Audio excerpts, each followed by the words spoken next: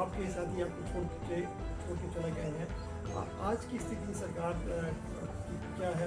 सरकार क्या स्टेबल है, नहीं है? अगर सरकार स्टेबल नहीं होती तो बीजेपी वालों ने आज हमें छोड़ देना था।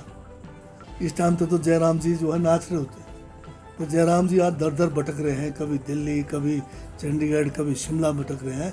तो कारण ये है कि वो माइनॉरिटी में है और कांग्रेस की सरकार जो है पूरी तरह से जो है बहुमत के साथ है। और इस बहुमत को तोड़ने के लिए वो मतलब हर किस्म के हथकंडे अपना रहे हैं। आपने देखा होगा पहले 6 लोगों को जो है किस तरह से उन्होंने डिस्क्वालीफाई कराया और आज कह रहे हैं कि हम सुप्रीम कोर्ट जा रहे हैं। वो जो 6 विधायक जो डिस्क्वालीफाई वो कांग्रेस के विधायक हैं। बीजेपी का लोकल स्टैंड ही कहाँ है सुप्रीम कोर्ट जाने का? इसका मतलब ये एक बड़ी गहरी साजिश थी कि एक चुनी हुई सरकार को गिराने के लिए भाजपा ने जो है एक षड्यंत्र रचा। उस षड्यंत्र के तहत जो है सारे ये इस किस्म के जो है कांड हुए और अभी भी इनको शर्म नहीं आ रही। ये ऐसी बेशरम पार्टी बन गई है और जयराम जी के जो है ये तो सबसे बड़े बेशरम हो गए हैं कि कहता है कि हम जो है इस सरकार को जो है सवेरे उठेंगे तो आपको पता लगेगा सरकार गिर गई है। तो इस किस्म की बात कहना अपने आप में जो है एक नकारात्मक सोच की बात है, जो संविधान के खिलाफ है, जो नैतिकता के खिलाफ है। तो ये फिर भी जो है इसको अगर हम टॉलरेट कर रहे हैं तो फिर समझ सकते हैं कि लोकतंत्र कितने जो है खतरे में है। जिस तरह से जानते हैं कि लोकतंत्र जो है एक संविधान के तहत चलता है। जो संविधान में नियम दिए हैं उन नियमों की अवहेलना की जा रही है, उन नियमों को ताक पे रखा जा रहा है और जनता ने हमें 5 साल के लिए चुन के भेजा है और बारी बहुमत के साथ चुन के भेजा है। अब इनको ये है कि 5 साल तक ये जो है सत्ता के नज़दीक नहीं आ सकते थे। तो सत्ता से बाहर जैसे मछली को निकालते पानी से, उस किस्म की तड़प बीजेपी के लोगों के अंदर है और किस तरह से ये दोबारा सरकार में वापस आने का तरीका ढूंढ रहे हैं। क्या ये संवैधानिक है कि चुनी हुई सरकार को आप प्रलोभन से, चुनी हुई सरकार को जो असंवैधानिक तरीके से जो है इसको गिराकर आप सरकार में आएंगे? कौन सी नैतिकता की आप बात कर रहे हैं? क्या ये सरकार अगर मैं कह रहा हूँ कि अगर मान लो कि बीजेपी के बात का मान लेते हैं कि सरकार गिर जाती है तो ये जो आएंगे क्या ये नैतिक तरीके से आएंगे? क्या ये हमारा लोकतंत्र रहेगा भविष्य में? क्या हम उस दिशा में नहीं जा रहे हैं कि कल जो है हमारा लोकतंत्र खतरे में है, हमारा संविधान खतरे में है? तो किस तरह से भविष्य हिमाचल का नहीं है, भविष्य इस देश के अस्तित्व का है कि ये देश भविष्य में किस दिशा में जा रहा है? क्या ये लोकतंत्र रहेगा जिस लोकतंत्र के लिए हमारे महान नेताओं ने जो है महान बलिदान दिया है? आज हम उस बात को भूलकर दोबारा से क्या डिक्टेटरशिप की तरफ जा रहे हैं, दोबारा से क्या गुलामी की तरफ जा रहे हैं?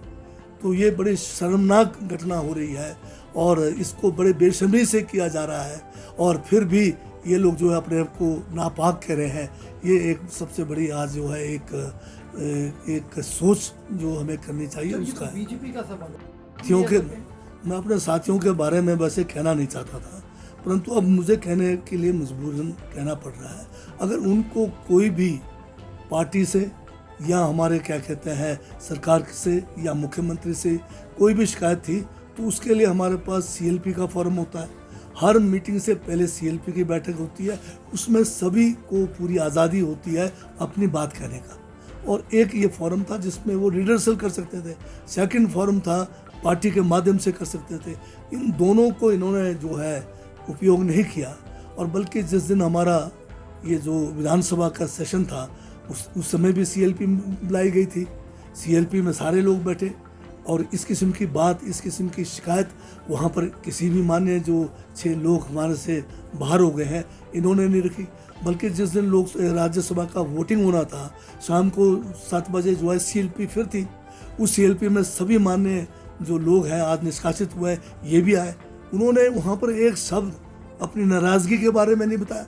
अगर वो कहते हैं कि भी हम वोट जो है नहीं डालेंगे, हम नाराज़ हैं, हमारी नाराज़गी को दूर की जाए, तो वो एक संविधान के तहत लोकतंत्र में ये बहुत बड़ा एक अधिकार जो था उसको उन्होंने खो लिया।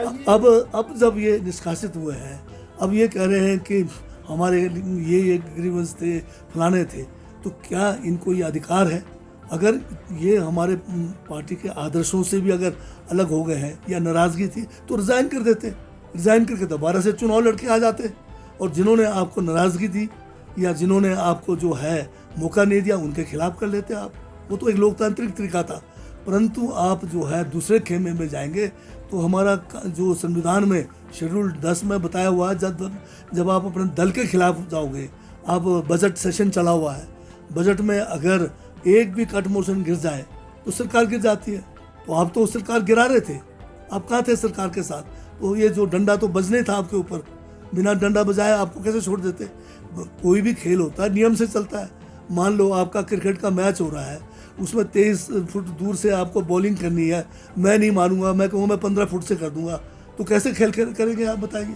तो नियम से ही खेल भी चलता है, नियम से ही जो है सरकारें चलती है, संविधान से चलता है, ये मेरा कहना है।